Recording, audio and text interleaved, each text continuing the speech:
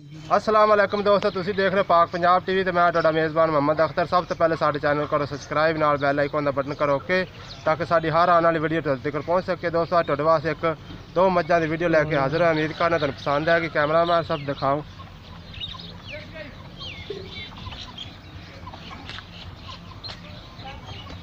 थोड़े सिंह खुले ने, सफेद अखां, थोड़ा मत्था सफेद, काली शाह मझ, सोने विरले तो थान मोट पा थान ने, सोना चटा लाई खलोती, थोड़ा पाइजान तोड़ते दिखा जी माड़ी जी। चलो जी रात दिखाओ जी, पीछा दिखाओ वेला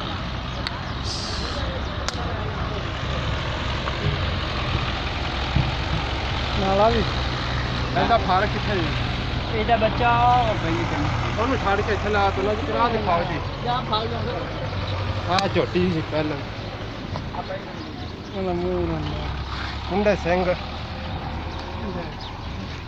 ਥੋੜਾ ਮੱਥਾ ਸਫੇਦ, ਬਾਕੀ ਕਾਲੀ ਸ਼ਾਹ ਮੱਝ, ਥੋੜੇ ਖੋਰੇ ਸਫੇਦ ਨੇ, ਬੱਲੀ ਇਹ ਕਾਫੀ ਸਫੇਦ ਵੇਲੇ ਤੇ ਥਾਨ ਲੱਕ ਮਾਰਿਆ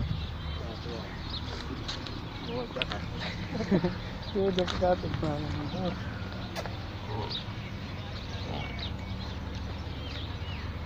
ਇਹ ਸਮਣ ਵਾਲੀ ਹੈ ਨਹੀਂ ਸੂਈ ਹੈ ਤੇ ਇਹਦਾ ਫਲ ਵੀ ਲਈ ਆਹ ਫਲ ਦੋ ਇਹਦਾ ਆਏ ਹਾਂ ਕਾਲਾ ਆ ਦੋਸਤੋ ਛੋਟੀ ਜਿਹੀ ਬੱਲੀ ਦਾ ਜਿਹੜੀ ਹੁਣ ਦਿਖਾਈ ਆ ਇਹਦਾ ਸਮਾਜ ਵੀ ਦਿਖਾ ਪਿੱਛੇ ਸਾਦ ਲੋ ਜੀ ਨਹੀਂ ਸੁਣਾ दोस्तों हम आप बुलाने ते मालिक नु आओ भाईजान, इन्हें मोल करना आओ। अस्सलाम वालेकुम जी। जी नाम ही अपना?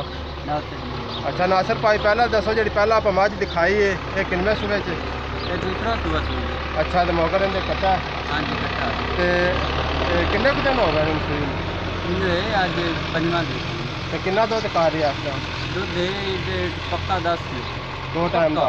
दो टाइम का पक्का। बच्चन छाड़ के। अच्छा जरा इनकी कीमत दसो सानू। मोल तो इधर 1,75,000 करना जिन्ने दिए प्यार मोहब्बत हो जाएगा।